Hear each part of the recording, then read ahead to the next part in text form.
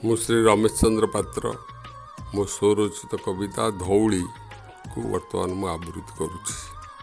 ଧଉଳି ଗାତ୍ରେ ବୀର ରକ୍ତେ ଲେଖା କଳିଙ୍ଗ ଯୁଦ୍ଧର ବ୍ୟଥା, ଧୌତ କରିନି ଦୟାର ନୀର ଗାଇ ଗାଇ ବହେ କଳିଙ୍ଗ ବୀର ଗାଥା। ଧନ୍ୟ ତୁମ ହେ କଳିଙ୍ଗ ପୁତ୍ର, ଧନ୍ୟ ତୁମ ଜନ୍ମଦାତା, ପ୍ରାଣ ବଳି ଦେଇ ସମର ପ୍ରାଙ୍ଗଣେ ଟେକିଲ ଜାତିର ମଥା। ରଣଝଙ୍କାରେ ପ୍ରକମ୍ପିତ ହେଲା ଦିନେ ଶାନ୍ତ ଧରଣୀ, ବୀର ରକତରେ ଲାଲ ହୋଇଗଲା ଦୟା ନଦୀର ପାଣି।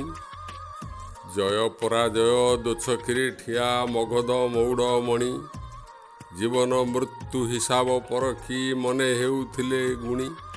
କି ଉତ୍ତର ଦେବେ ପୁତ୍ରହରା ମାତେ, କରେ ଅଳିକ ମା ଗୁଣି, କାନିପାତି ମାଗେ ଫେରାଇ ଦେବାକୁ ତାର ଗେହ୍ଲା ଧନ ମଣି।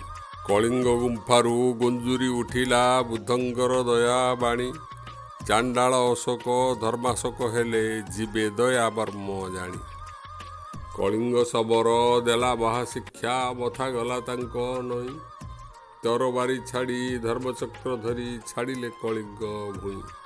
ଦେଶ ଦେଶ ବୁଲି ପ୍ରଚାର କରିଲେ ବୁଦ୍ଧଙ୍କର ଦୟା ବାଣୀ, ବିନା ଯୁଦ୍ଧେ ଆଉ ବିନା ରକ୍ତପାତେ ହୃଦୟକୁ ନେଲେ ଜିଣି।